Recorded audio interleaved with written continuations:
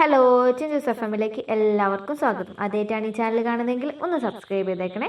പവിത്രത്തിൻ്റെ ഇന്നത്തെ എപ്പിസോഡ് തുടങ്ങുന്നത് തന്നെ നന്ദിനിയുടെ അമ്മയോട് ഫോണിൽ സംസാരിക്കുന്നതാണ്.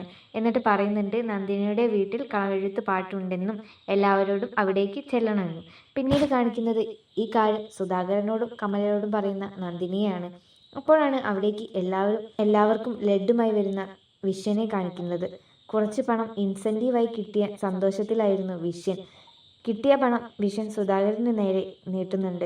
എന്നാൽ സുധാകരൻ അത് കമലയെ ഏൽപ്പിക്കാൻ പറയാണ്.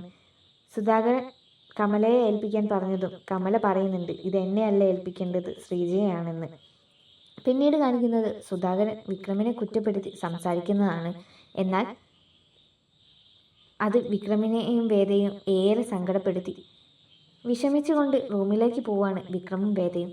പുറകെ വേദയും പോകുന്നുണ്ട്. വേദ വിക്രമിനോട് പറയാണ് ഞാനും ഇനി മുതൽ ജോലിക്ക് പോവാൻ നോക്കാണ് എന്നും ഇങ്ങനെ നിന്നാൽ ശരിയാവില്ല എന്നും. പിന്നീട് കാണിക്കുന്നത് ശ്രീജയ്ക്ക് മുല്ലപ്പൂ ചൂടിക്കൊടുക്കുന്ന വിശ്വനെയാണ്. ഇത് കണ്ടതും ശ്രീജ വിശ്വനെ കെട്ടിപ്പിടിച്ച് കരയുന്നുണ്ട്. അത് ഒരു സന്തോഷ കണ്ണീരായിരുന്നു. പിന്നീട് കാണിക്കുന്നത് ശങ്കരനാരായണനും പത്മവും സംസാരിക്കുന്നതാണ്. അപ്പോഴാണ് അവിടേക്ക് ചന്ദ്രശേഖരനും ശ്രീകാന്തും വർഷയും വരുന്നത്. വന്നതും ചന്ദ്രശേഖരൻ വേദയെ കുറ്റപ്പെടുത്തി സംസാരിക്കുന്നുണ്ട്. എന്നാൽ അതൊന്നും കേൾക്കാൻ കൂട്ടാക്കാതെ പോവാണ് ശങ്കരനാരായണൻ. അത് കഴിഞ്ഞതും ശ്രീകാന്ത് വേദ വീട്ടിൽ വന്നതും അന്ന് നടന്ന കാര്യങ്ങളും എല്ലാം പറയാണ് ചന്ദ്രശേഖരനോട്.